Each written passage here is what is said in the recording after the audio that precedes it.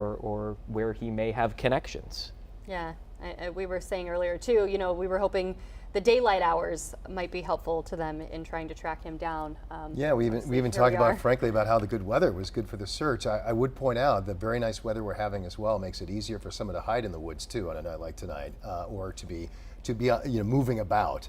It's dry, so there's not a lot of tracking going on. But anyway, so again, to reset here, folks, we are looking live. This is through CNN. CNN reporting that through an FBI source that there's law enforcement on scene there. This is Meadow Road in Bowden. We have heard them report that there are calls through a bullhorn to come out with your hands up to Robert Card. So that's what we know is happening at this location. What we don't know is if Robert Card is in fact inside the home. And there's some inference that the state police and law enforcement may not know either, that they may be, quote, doing their due diligence. It's important to know, and important that they be doing this, and they have to assume that he's there, and that's to our knowledge. They don't necessarily have better leads as to where exactly he could be. Yeah, when they spoke this morning, they were asked about that, and Commissioner Soschuk said, "We don't know where he is.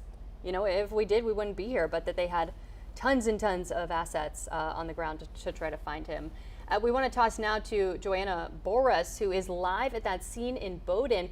And Joanna, what are you seeing out there? Yeah, so law enforcement officials have asked all of the camera crews to keep a low profile and shut off all of their lights. So that's why it's really dark out here. If you listen, you can hear two.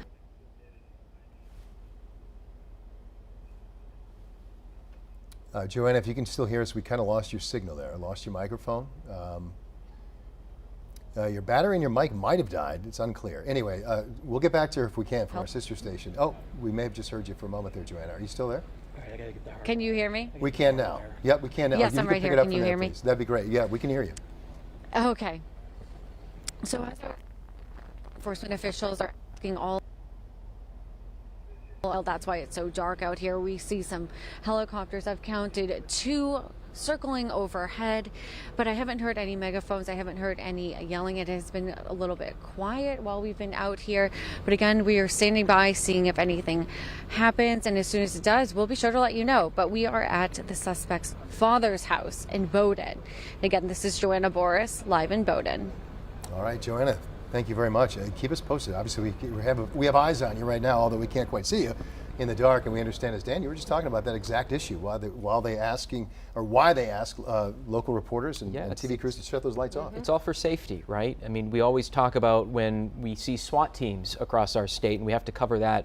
They don't want us to show strategic movements on our air, so that somebody who may be watching our air could get the upper hand on them. So those are the types of things that law enforcement try to do to try to make sure that they are able to do what they can, do their due diligence, search the areas without interference. And the commissioner was asked this morning as well, how are you guys ending up in these certain spots? We kind of saw them shift from Lewiston to Lisbon. They're even in Monmouth for a while. Yeah, Monmouth to Bowden, and he would not answer that question, obviously. They don't want to give anything away.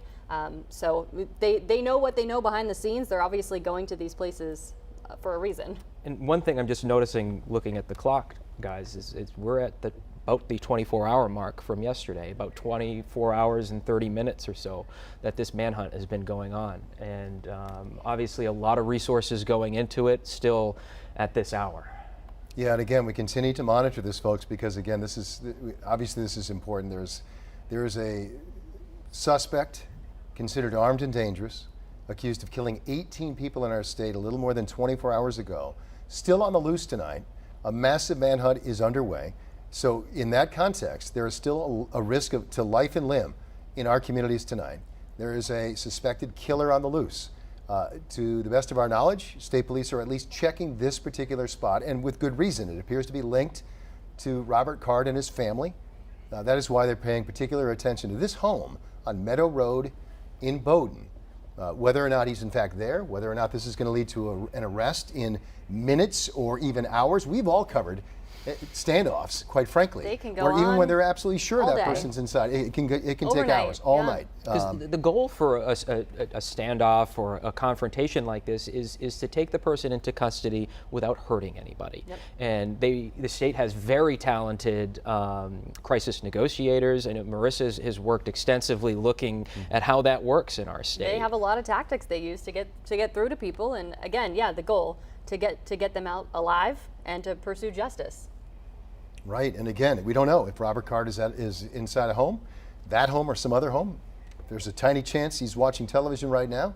The message from state police and everybody else is turn yourself in. Let's end this right now. Get it over with. Let's move on. Do it safely. No one else needs to get hurt. Turn yourself in.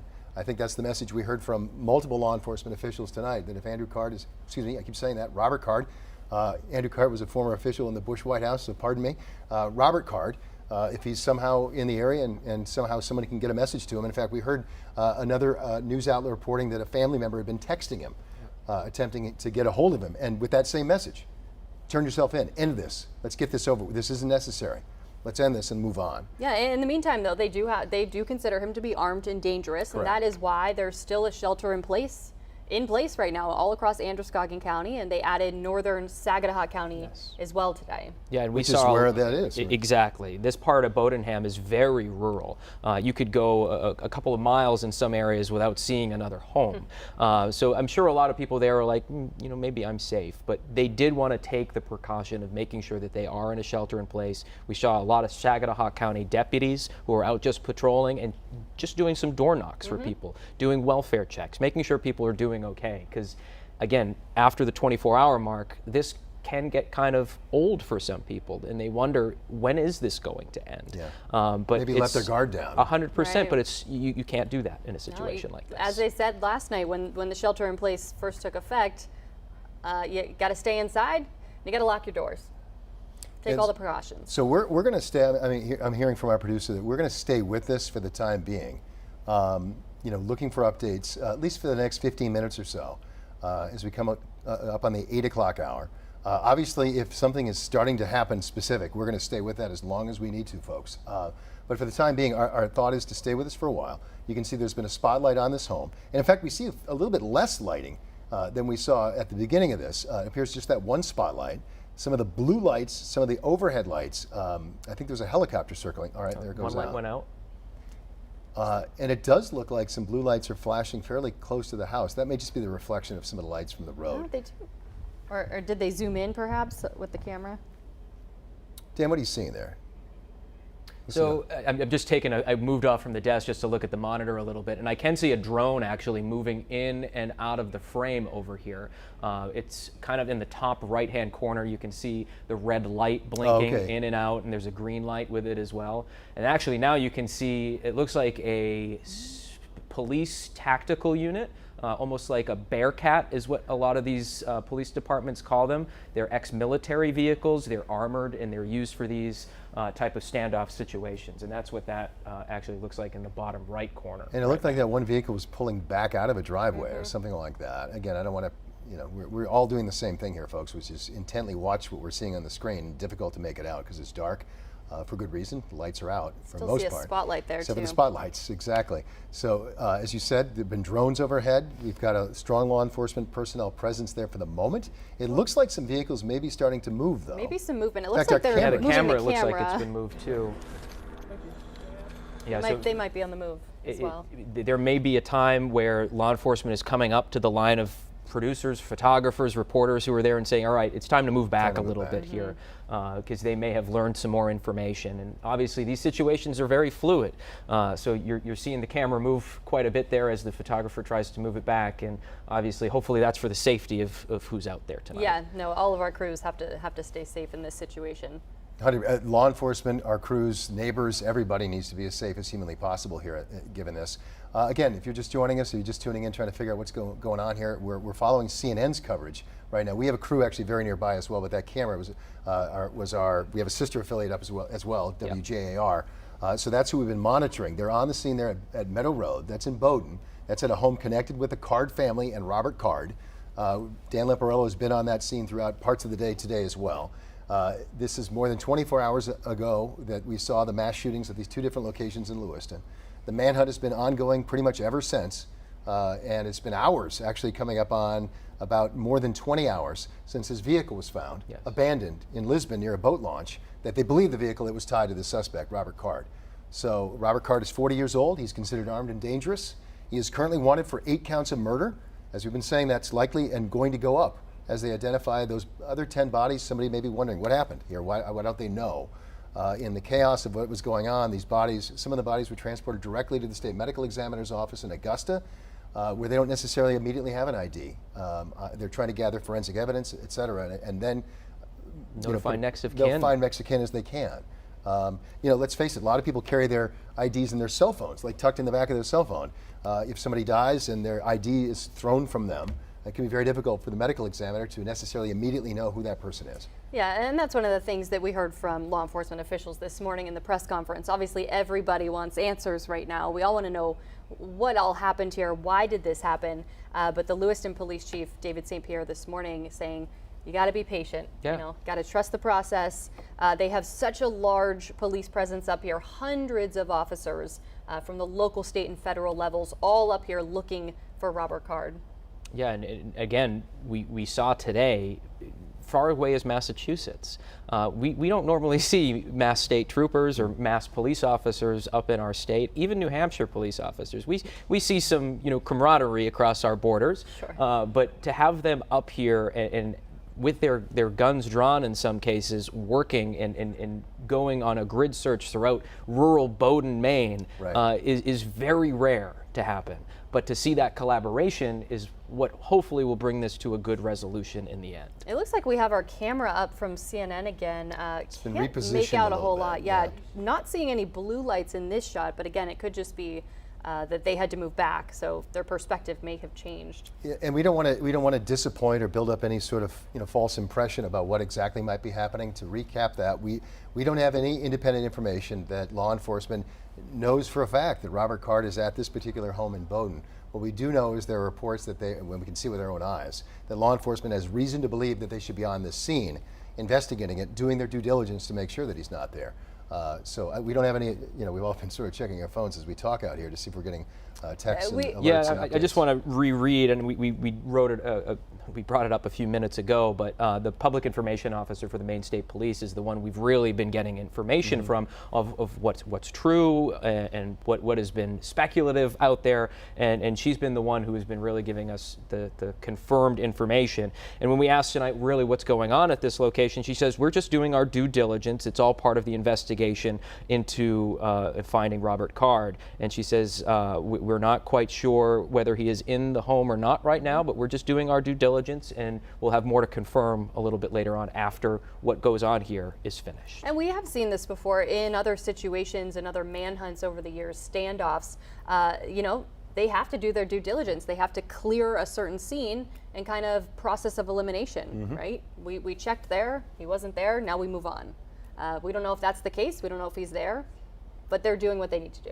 And we do know, some of it from Dan's reporting, that Robert Card knows this area very, very well. He's spent most of his life in this area. This is a family that has deep roots in the Bowden community. This that's is a what we rural heard. community, and Yeah. it's important to note, if this is a person who's an outdoorsman and that sort of thing, it's reason to believe that he has familiarity with this terrain in this area, and that's advantage him potentially. And that's what law enforcement is trying to overcome and use their advantages to try and track him down.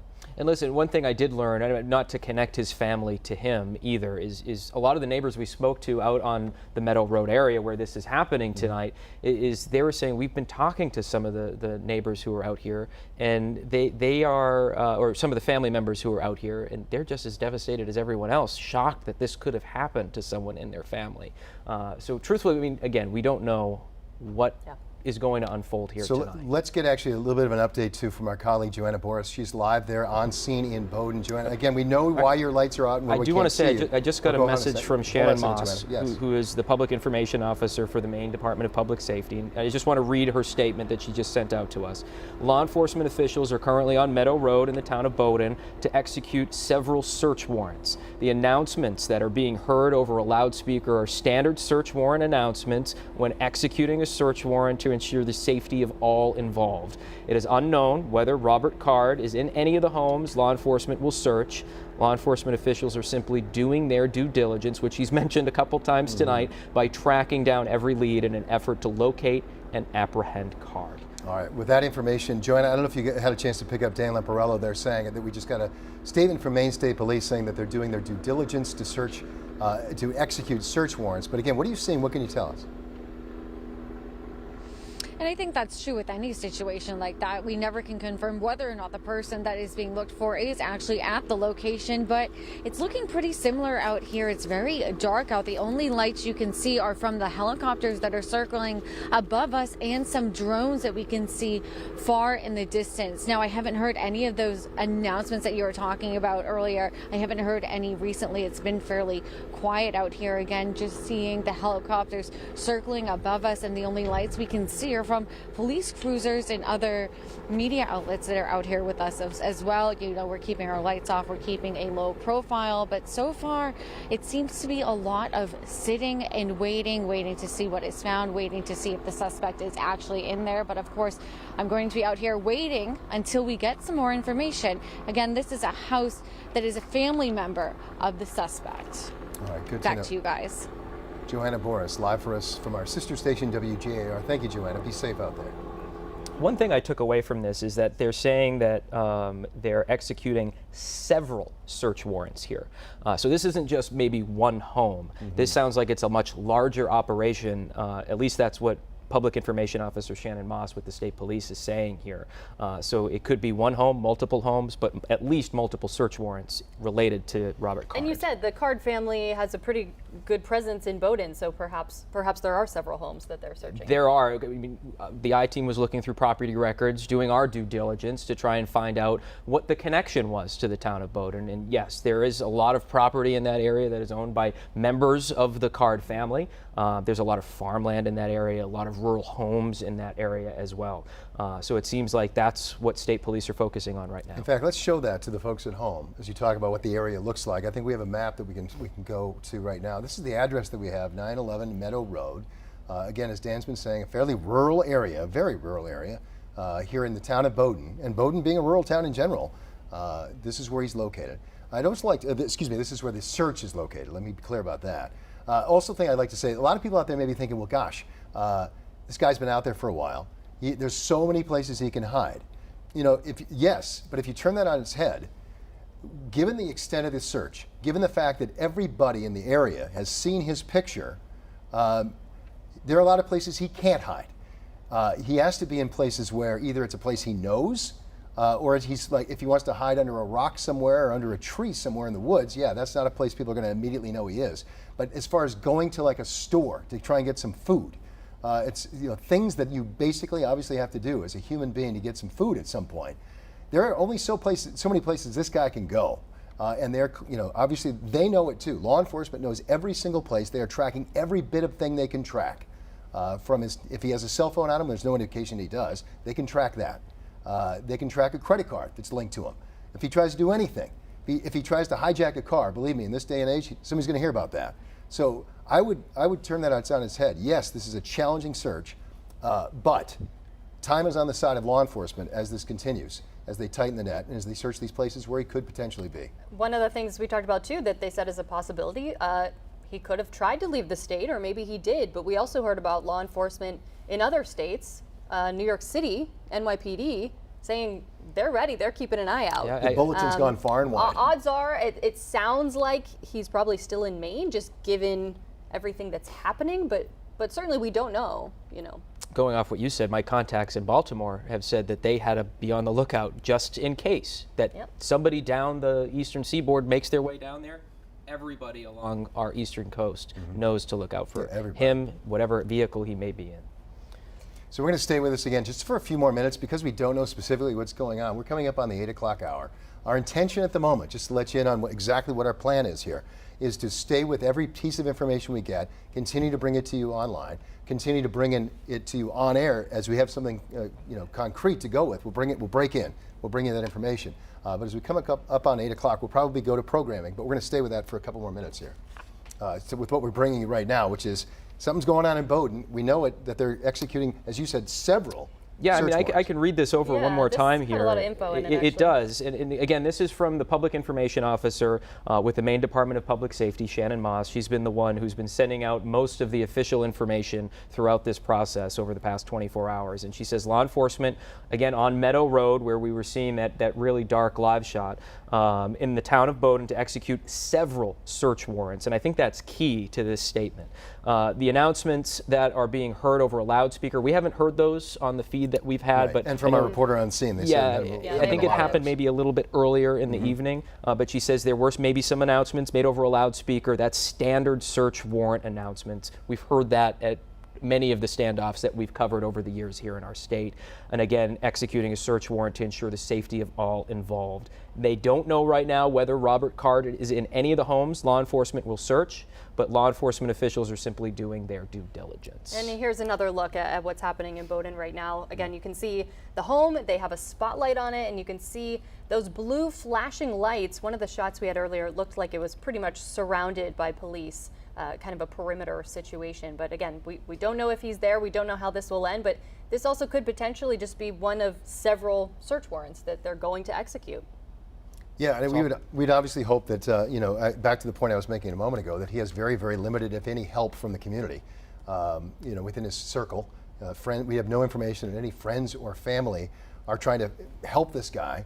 In fact, just the opposite. The things that we've heard are that people are really eagerly, they're shocked that this is happening, those who know him, and they're devastated that it's happening, and they are urging him to turn himself in. So the inference is that he's not getting much of any help from anybody independently who might be out there sort of making this easier on him. The information we have is the opposite, that he's not getting that help. So we'll see what comes of this incident here happening in Bowden. And I will say, just being up in Bowden today in that area, there's not many stores or gas stations or anything like that, but the ones that are there, completely deserted. They're all closed today. That whole town, again, on a shelter in place, just like Lisbon, just like Lewiston.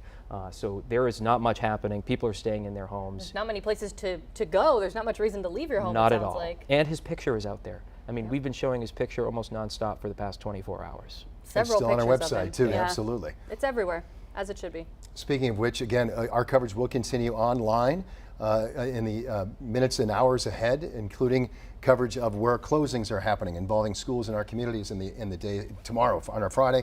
Also information, resources for parents wondering what to do. Also the latest on exactly what's going on with the search. All of that is at WGME.com. We'll continue to monitor the situation and we'll bring you any updates as we get them.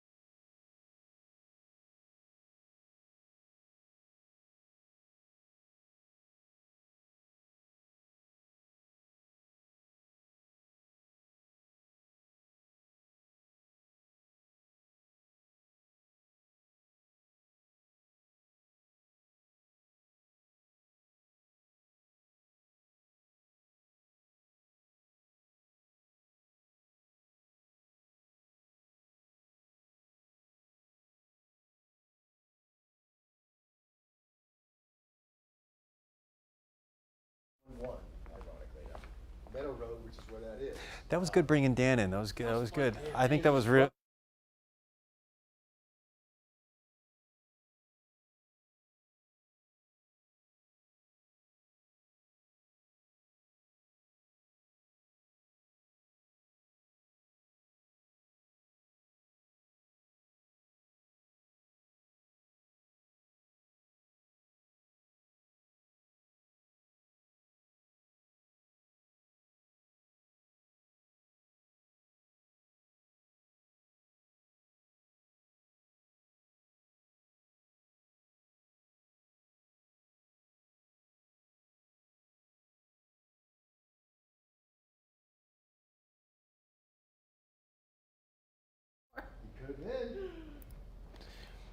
No, he doesn't seem like a very intelligent man, but like, why would he go to his parents' house to hide? You know, I don't know.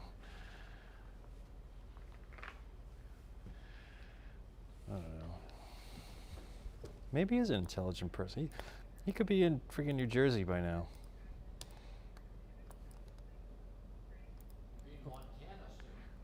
I still think he's floating at the bottom of the Androscoggin River somewhere. No, they don't want to reveal that. It has not been revealed that they know that he's there, is what I can say. And I have to say that that there has been no, I guess, rapid or jerky movement of anything here. They've been very methodical in moving assets around, moving vehicles around, repositioning the spotlight, moving drones and other things. And they seem, and I can also tell you, by the way, that the lights are no longer flashing. We can see police lights, but they're not flashing anymore. So, yes, and to reiterate, the dialogue has been one way. There's been no indication that anyone on the other side has been talking to them.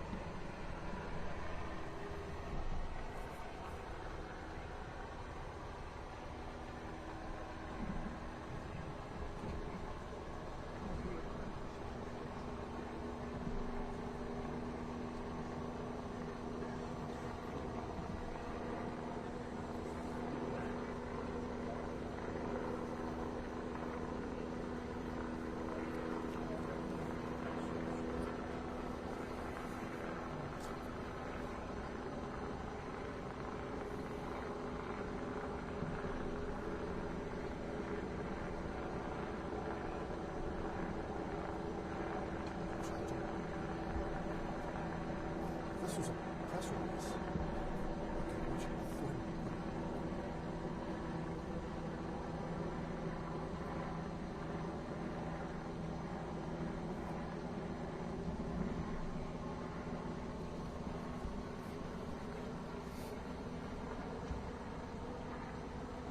Yes, I'm here.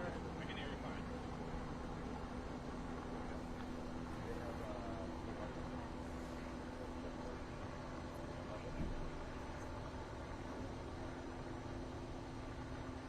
Yeah, I got to tell you, it was a complete game changer about maybe half an hour ago, because earlier today, I would say around 4:30 to 5 o'clock p.m. Eastern Time, we saw what looked to be a search warrant execution at a property that was just a little further down that road. I'm not sure if you're able to tell, still see those red and blue lights of those police cars. That was the location of the very first search warrant execution. When that was over, that's when we heard the FBI call out on that blow horn, hey, come out, this is the FBI, come out. All of a sudden we hear these loud bangs, presumably some flash bangs, and then all of a sudden all the police left. We thought it was all done. It seemed like that was the end. A lot of the news media that was here left. We stayed put right here because we just weren't sure if that really was the end. Sure enough, about maybe 45 minutes ago, Chris, all of a sudden we just see more than a dozen, I would say maybe 16 different law enforcement vehicles, including 2 SWAT cars, come hightailing down this road, stopping right there on Meadows Drive in front of what neighbors tell me is Robert's father's house. That's where those SWAT vehicles still are to this day. Obviously, you can see them pointing their lights up at the house. We heard them again on that road saying, Robert Hart, we know we're inside the house. We have something in our hands. We don't want anybody else to be injured at this point. And that includes you. That blow horn and that sort of messaging has stopped. Chris, we've been out there for a while. This is what I can do. I can say.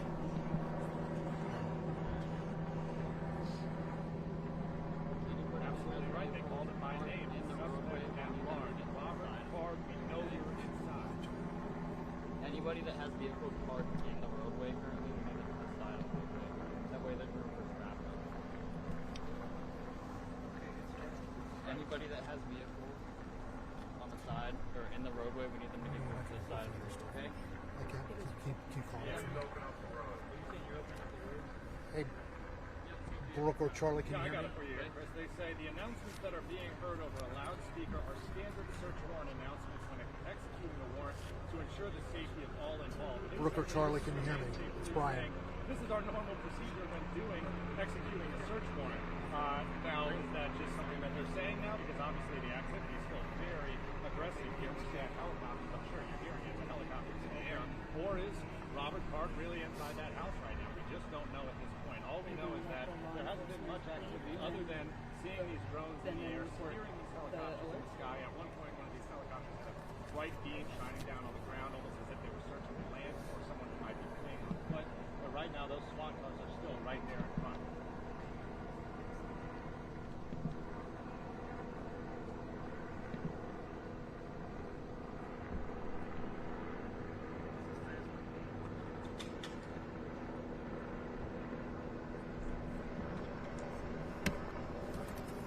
I'm just going to call it. So are they coming in to do that?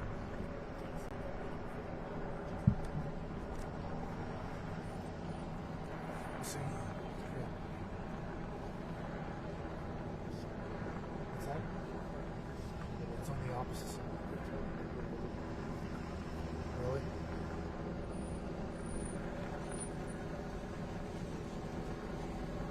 I'll tell you what, Ken, when you move my white car, I didn't mean to, so.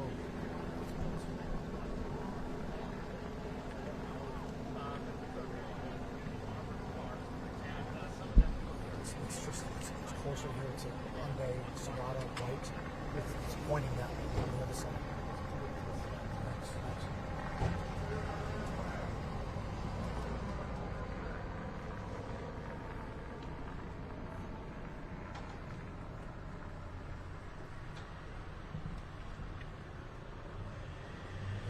Anderson, if it's Brian, if you can hear me. I sure will, Chris. Thank you.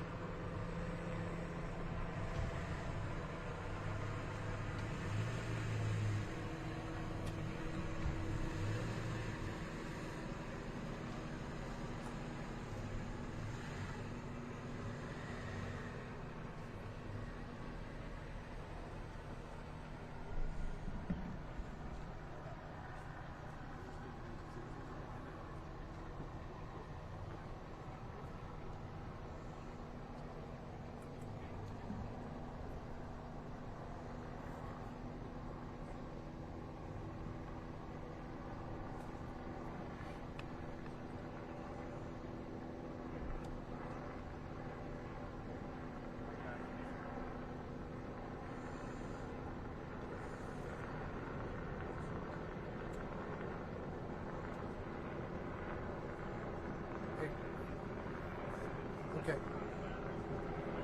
Yeah, but we got some new things to report here, Brooke. If you can tell them.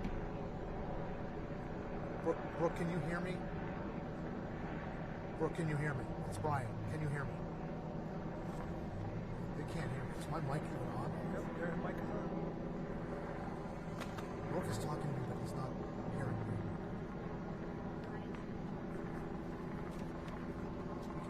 We've seen vehicles leave. Okay, so Brooke, just tell them I've got some new reporting. We've seen vehicles leave, and we have some new.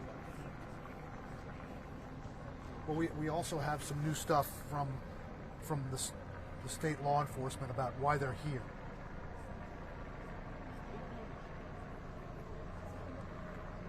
Okay, keep that up.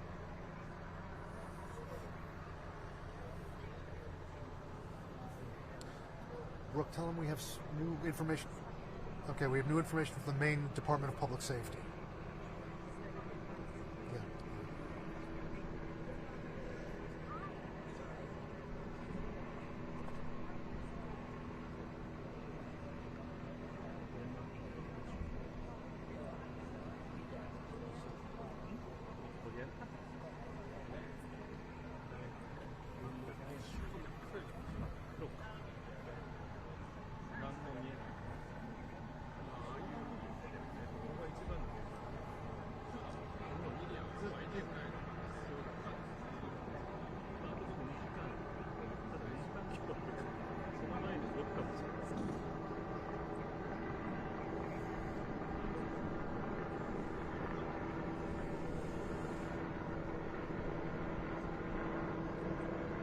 Well, Anderson, what I can tell you is that the spotlight, as you can probably see, has shifted back to the front of the house.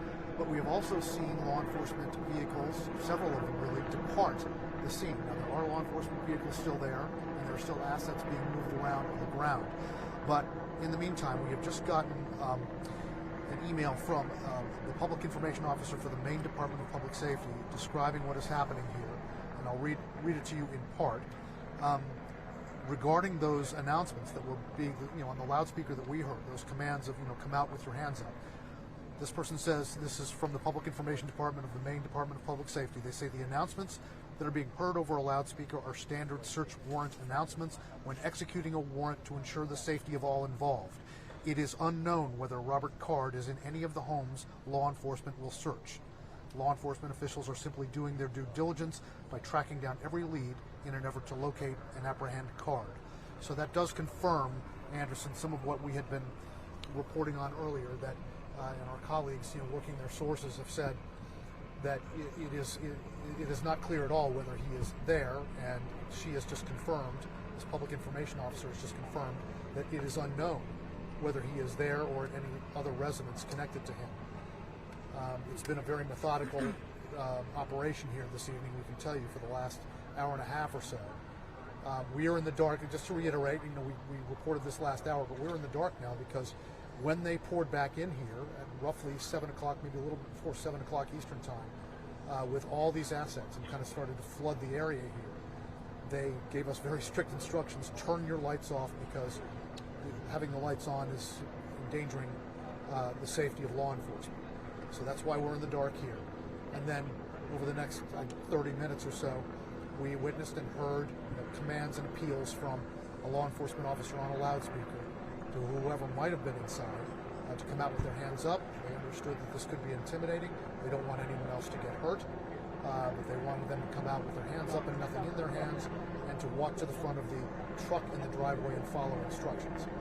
But then the dialogue simply stopped, Anderson, probably a good 40 minutes ago, and there's been no dialogue since then. And they've been very methodically moving assets kind of on the ground, in the air, around that house.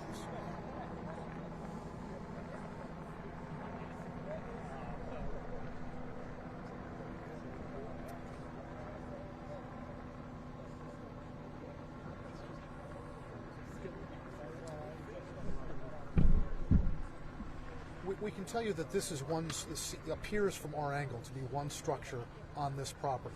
We did see law enforcement personnel kind of fanning out to the left of the property when they first kind of poured their assets back in for the second time tonight. To the left of the property seems to be some kind of a farm field. But again, when we saw those personnel doing that fanning out, that could be standard procedure, just to kind of secure the area or move around. We don't know what, if any, other properties he has access to. We do know that he owns a small power boat, and that the Coast Guard is joining in the search for any suspicious vessels, because they found his vehicle. Of course, we've been reporting that almost for 24 hours now, that they found his vehicle, or vehicle connected to him, at a boat landing dock. So those are the properties that we know he owns. We know he owns a boat, and we know he owns this house.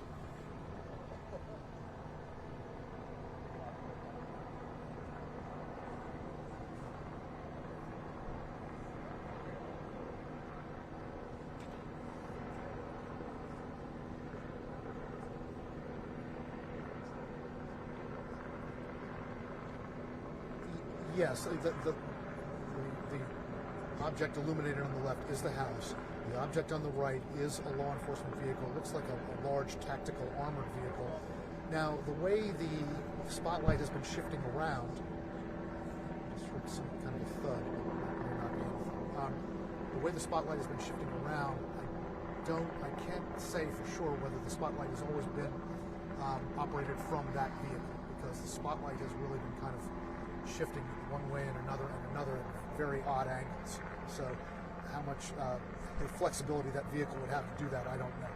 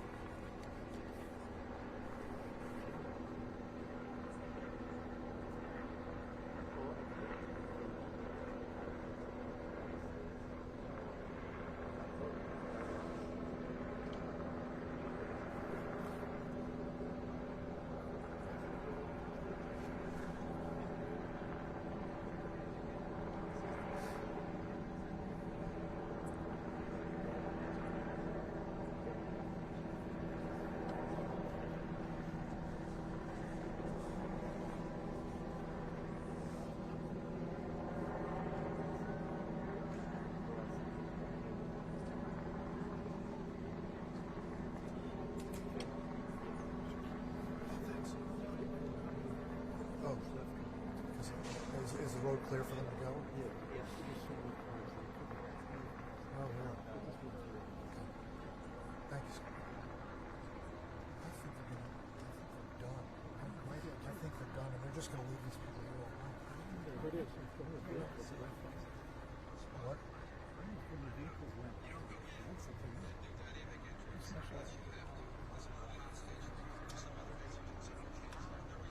Cool. Your car on it?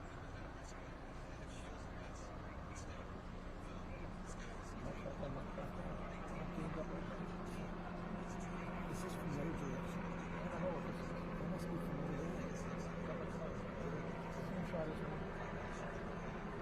Shimon's team is here. Oh, is that what it is? I don't know where they are.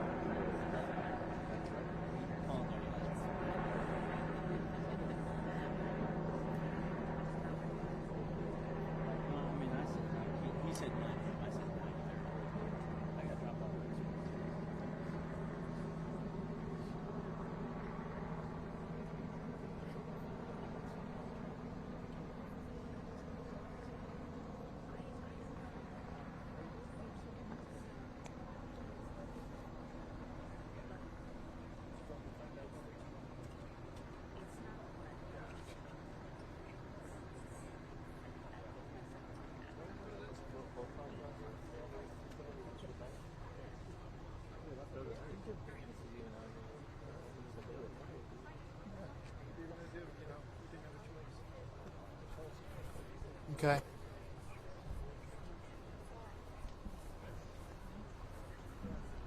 They're taking a break now. They're coming back and doing the same thing. Can I change battery then?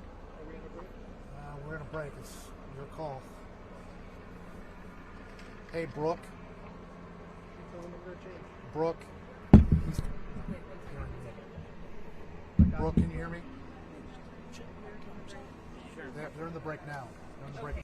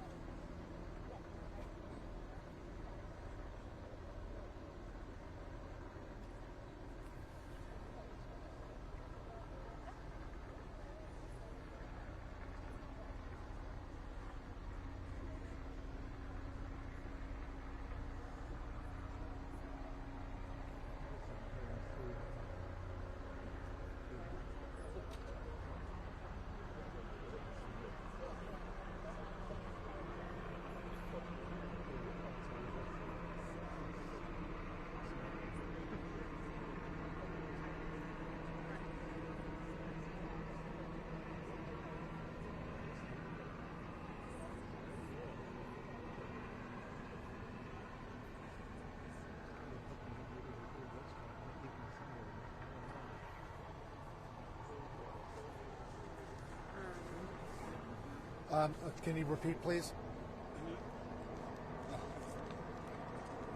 Yeah, I hear you, Charlie. You hear me?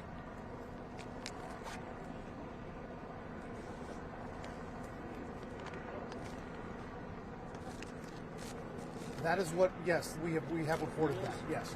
He owns a home with hundreds of acres of land, and he has several legally purchased firearms. We also know that he owns a boat.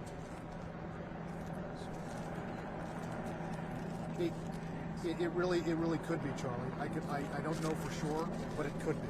It could be. I think we could say that. I mean, the way the layout is here, this could easily be that home.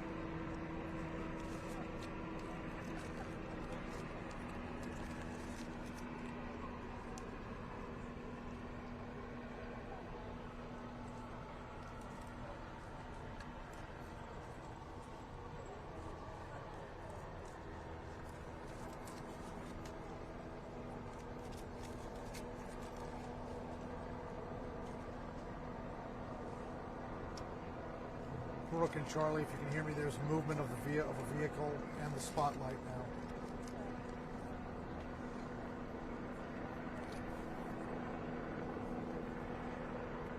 Can you see what's going on with that vehicle?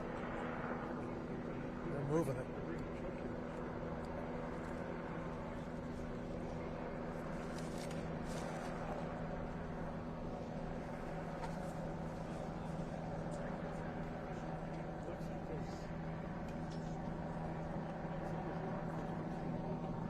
Yeah. Can you go see guys on the ground?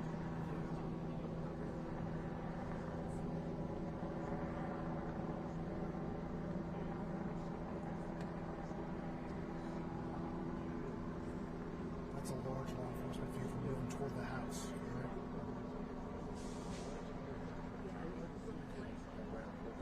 People.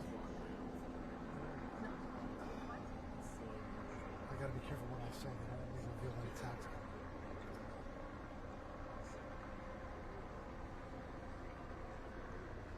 Charlie and Brooke, we have some movement. Okay. Yes. Right.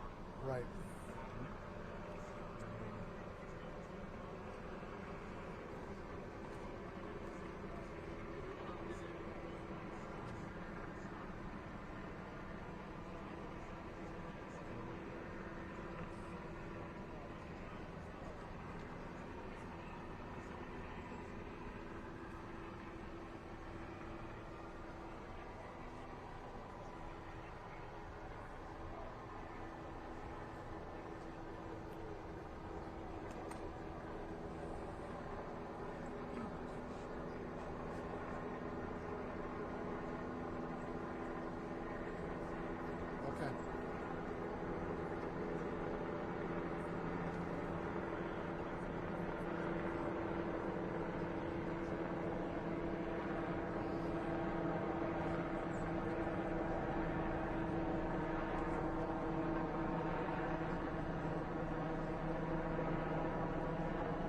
Copy that.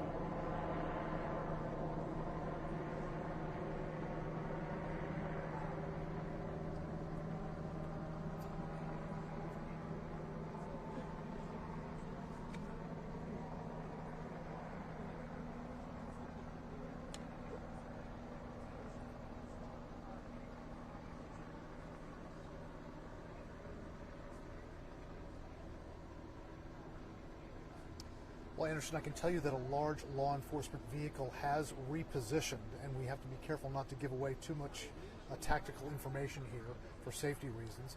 A large law enforcement vehicle has repositioned. The spotlight, and you can now see it, is kind of shifting around in the front of the house. Again, they're making some adjustments here. There's a spotlight. There you go. You can see it going right. There's another there's a brighter spotlight than we've seen. It now has kind of gone back and forth to that front window, and it's on the window now. And then sometimes they will pull it away. But there is a large law enforcement vehicle that has repositioned, and we did see personnel on the ground near it. And that's pretty much all I can give as far as specifics, but they are repositioning things. And again, this has all been, I have to emphasize, this has all been very methodical. So we don't want to give a sense of urgency that's not there, but they have been very methodical in the way they've moved around, the way they've moved the spotlight around, and repositioned law enforcement vehicles, which they have just done. And you can see the spotlight probing in front of the house. It'll probe a little bit, then it'll cut off.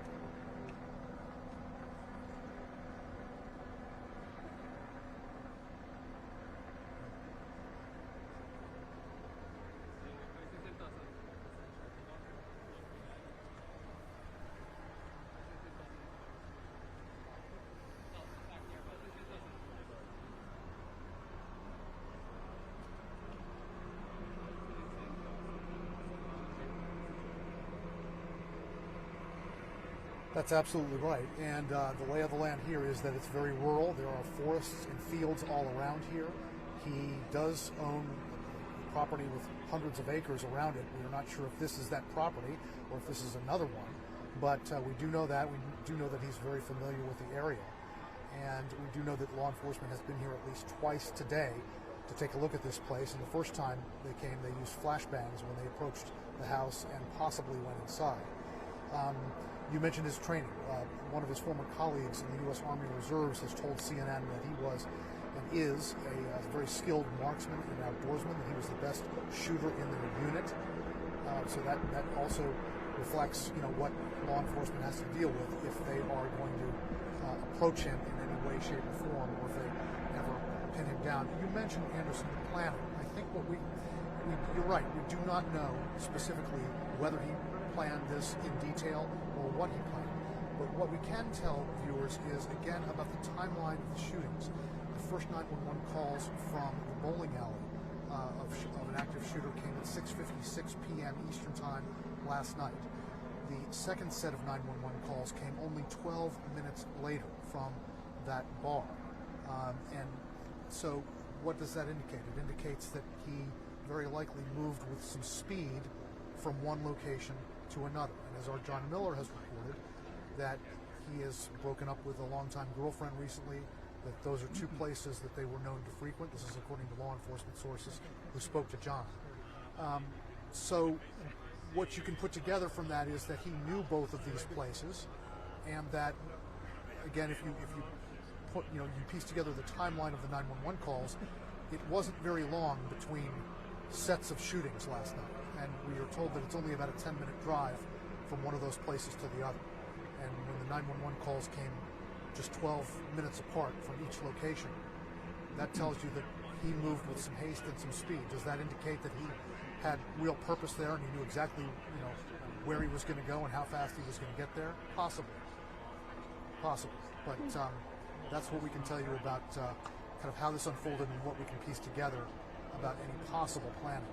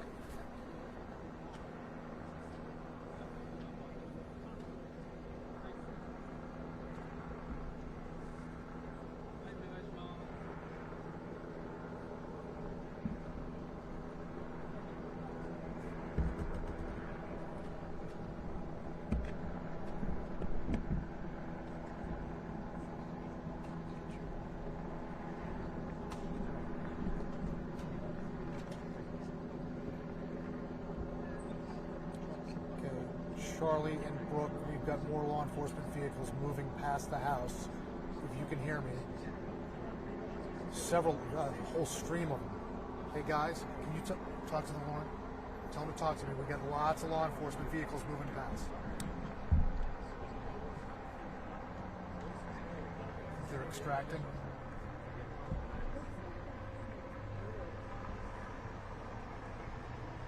They'll be able to get past our cars, right? Yeah.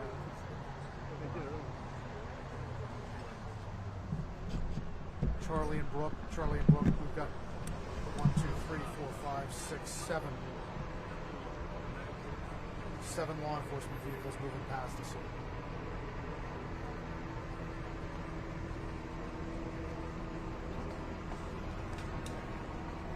They're leaving. They're coming past us, coming away from the house.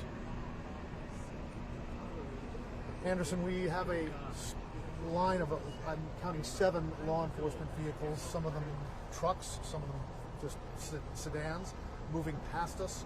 They came from the other side of where the house is on the road and are moving past us away from the house. It does not, I'm not sure if they're completely extracting, but they are moving away from it.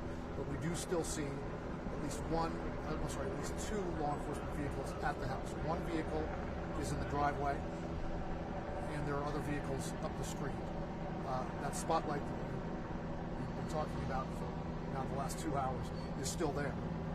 So they are not completely extracted, but several law enforcement vehicles slowly, methodically moving past us and away from the house. And just to point out, again, for our viewers, that when we first encountered the situation at roughly 7 o'clock Eastern time, and the influx of these law enforcement vehicles and personnel kind of approached the house, they came right up to us, the law enforcement people did, and said, they demanded that we shut all of our camera lights off. We've been in the dark since then, saying that our camera lights were creating a danger for law enforcement. So we've been filming, as you've seen, in the dark since then.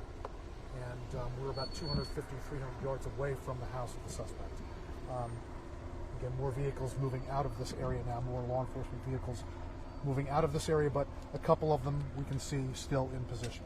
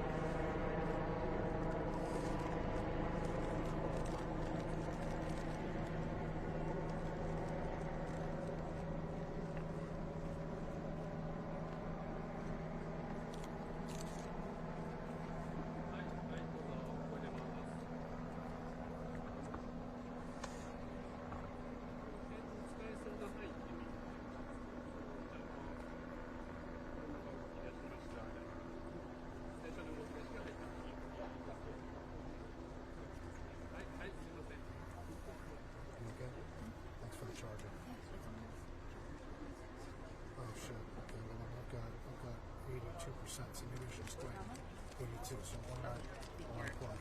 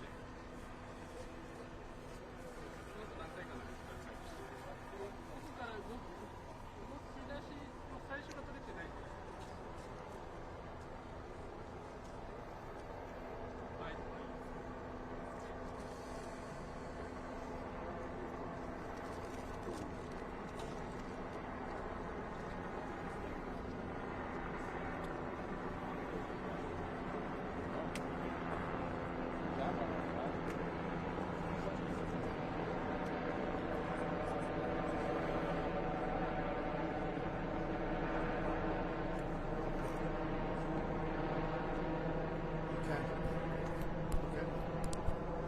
Okay.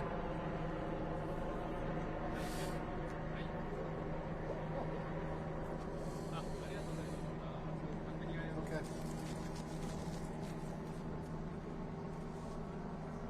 Copy that, Charlie. Got it. Thank you. And then we're going to get on the top of the 9 p.m. 9.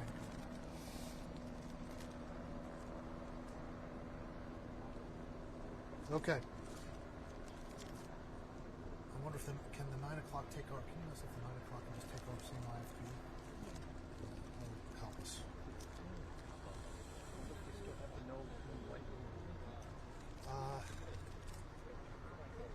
Thanks for that shot. It's very sexy. Can you see more? I think you can. Oh yeah. All of us were flooding it. It was really right there. So nice.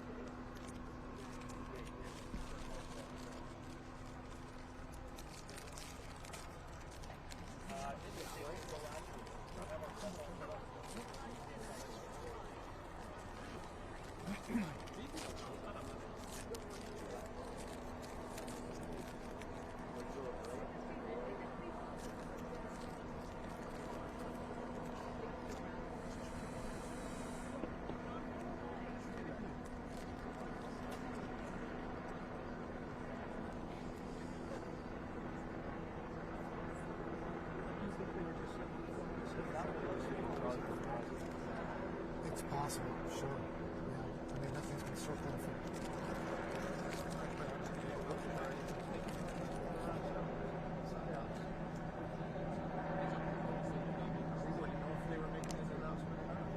No. Well, no. Because they were doing the announcements when that thing was up. Oh, they were? Yeah. Okay, thanks.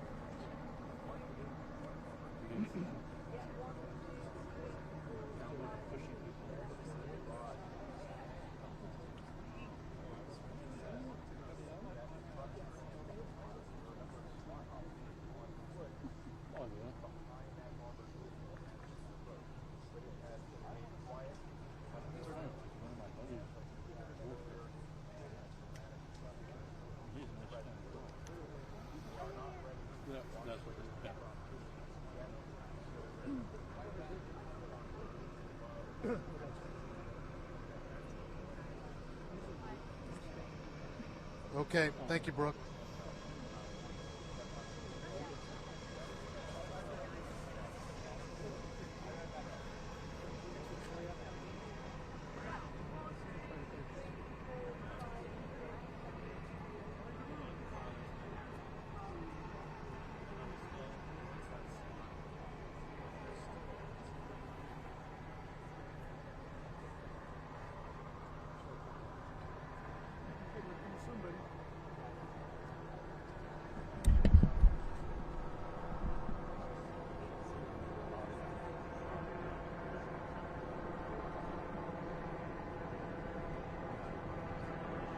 Okay.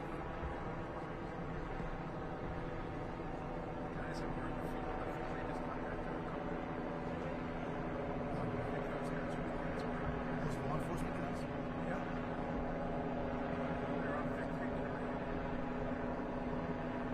So that was the guy who was up the hill, right? That was that one with the blue lights.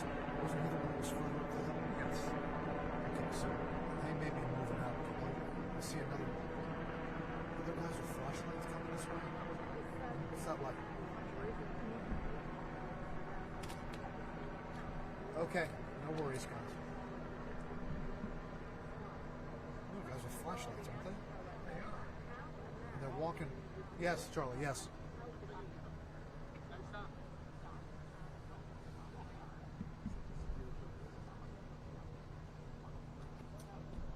Sure.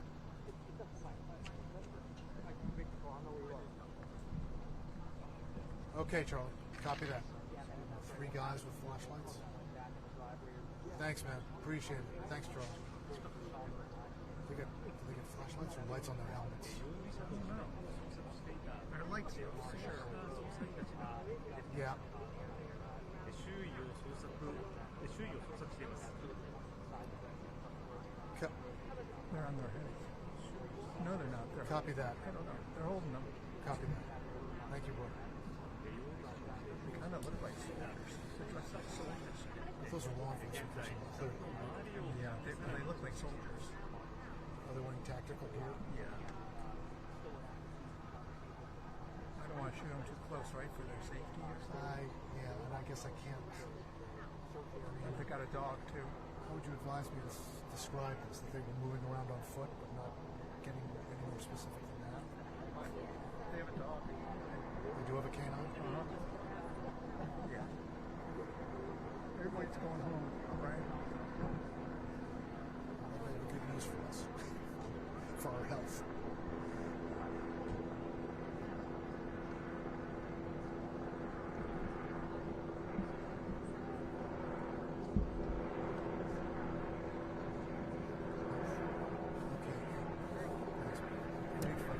Seriously. Thank you, Scott.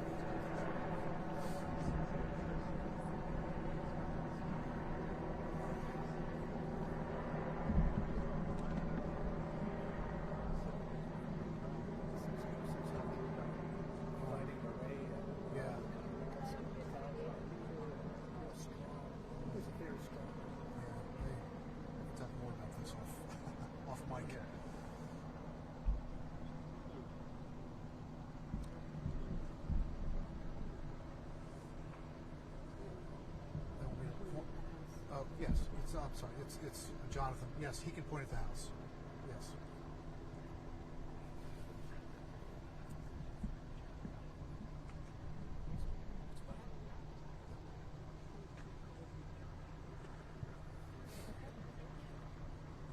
He went to do the John Bowden shot, the anchor shot.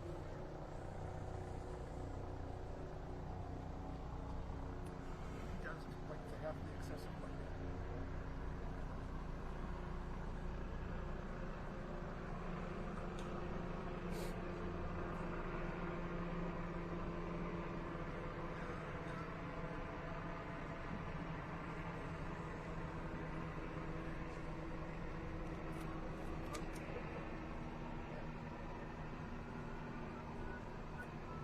Right, Anderson. We've seen more repositioning of law enforcement vehicles in the last few minutes. We also see personnel on the ground moving around, again, very methodically.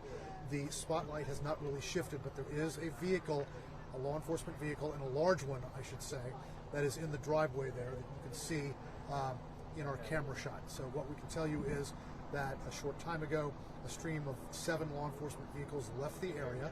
They left a couple of law enforcement vehicles here. We have just seen personnel on the ground carrying flashlights, but they were moving away from the house and then into vehicles. So not quite indicating maybe that they're packing up, but they could be getting ready to extract from the area. And we see another vehicle there that is on the move, but we'll see where they go. Again, this has been an ongoing fluid situation now for close to the last 2 hours, where they, in the early part of that sequence, they were on a loudspeaker trying to appeal to whoever was in the house, possibly, to come out with their hands up with nothing in their hands, to follow their instructions. They were almost making a personal appeal to whoever might be in there, saying, we know this could be intimidating for you. We don't want anyone else to get hurt. And kind of almost appealing on a personal level to whoever might have been there. So that's kind of how it's played out. No indication that anyone has been in there, and law enforcement now kind of methodically moving around. Some personnel seeming to be leaving now.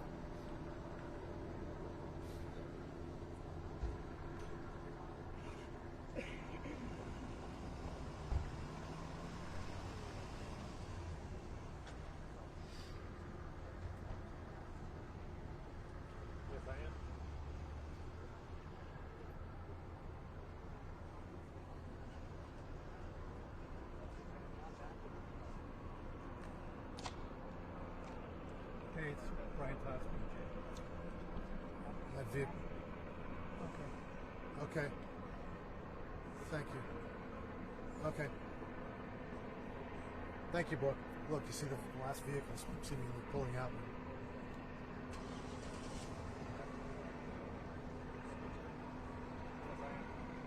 We're still hot.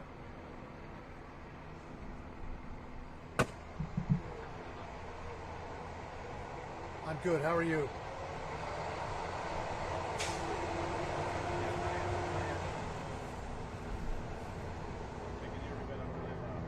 Okay. Law enforcement seems to be pulling out for the final time here, just so you know.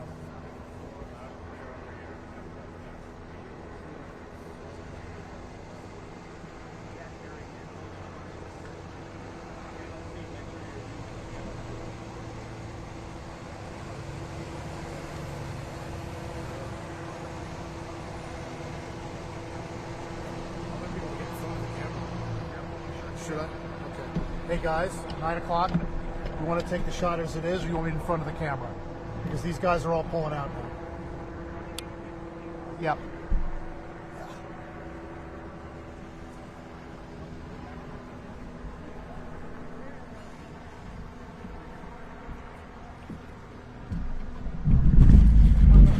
Okay. There you go. That's much better. There you go. I do.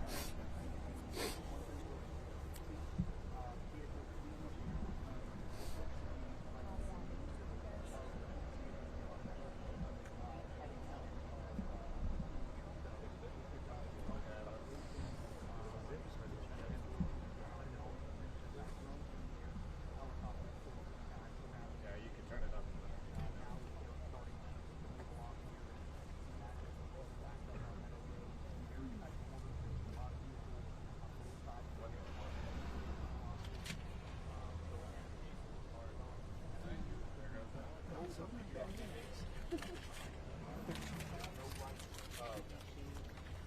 As I mentioned, there were policemen still there. Those have gone away. It appears to be that the remainder of law enforcement vehicles here tonight on Meadow Road in Bowden are leaving the scene, guys. Right, Caitlin. It seems that in the last couple of minutes, right before you came on, the final law enforcement vehicles that were there seemed to have pulled out. They just kind of streamed right past us here. I'd say there were 3 or 4 of them, but just moments before that, there were about 7 law enforcement vehicles that had pulled out. They had kept a vehicle basically right in front of the house with a spotlight trained on the house.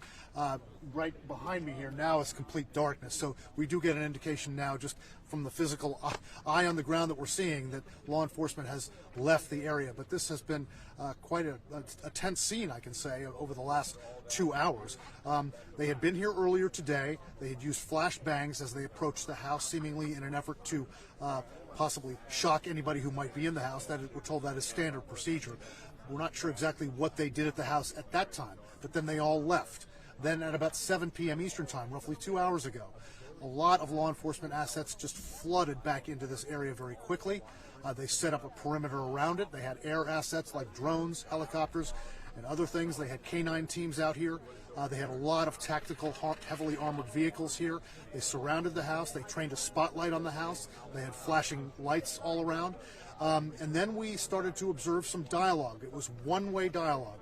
It was a law enforcement officer on a bullhorn with a spotlight on the house talking to whoever might be in the house. Now, since then, we've gotten indications that it was unknown whether he was in the house or not, and the fact that they just all have left, I would say likely indicates that he was not in the house. But at that time, they did not know whether he was in the house or not, so they started to give commands like, please come out with your hands up, come out with nothing in your hands, come to the front of the house and follow our instructions, come to the front of a truck, there was seemingly a truck in the driveway there, and follow our instructions. They even made kind of almost personal appeals to whoever might be in there, saying, we know this could be intimidating for you, we don't want anyone else to get hurt.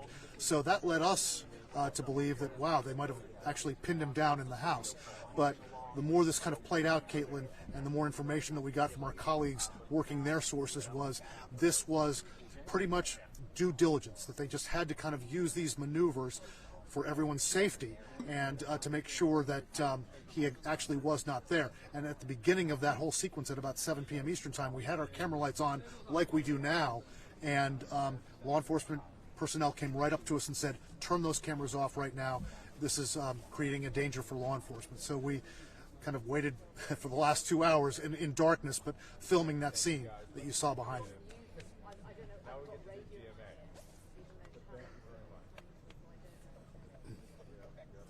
We don't know exactly, Caitlin, but they did say that they're executing warrants, they're doing their due diligence.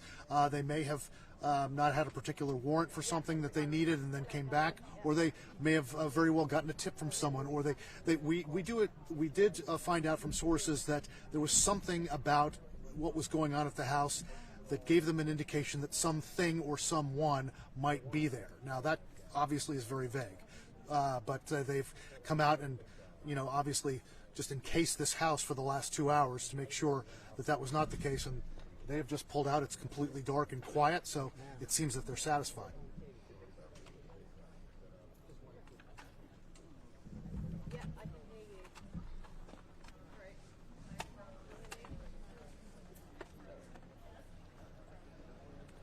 Should I stay here, guys?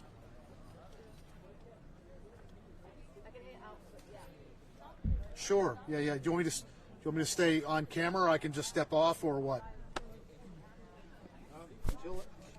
Okay. Until our batteries die, sure. Okay. Gotcha. Thank you. I need to change the battery. Oh, on this? Yeah. Yeah, we can. They want us to step away from the camera, but stay here. Okay.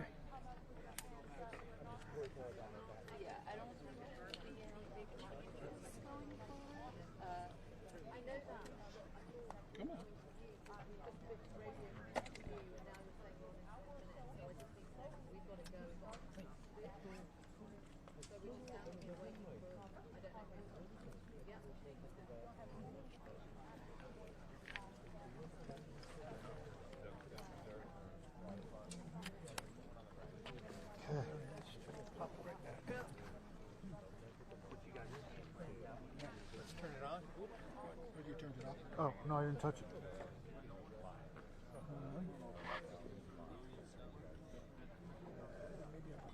Yeah, ever since about 4:30 Sorry about when that, I my first friend. arrived here on the scene, we have seen a lot of action on this specific road, Meadow Road. We're told Give it to you, from yeah, neighbors no that problem. this is the exact area where the suspect's father and brother had properties and homes. One of those homes was the first location of the very first search warrant. That happened just before 5 o'clock p.m. Eastern today, and that was when I was on speaking with Connell McShane. And during that moment, during that live shot, we heard those very loud explosions, one after the other. Right before that, Dan, I know we've been playing this clip all day long. You could hear over those loudspeakers the FBI making that call towards the house. This is the FBI. Open the door. This is the FBI. Open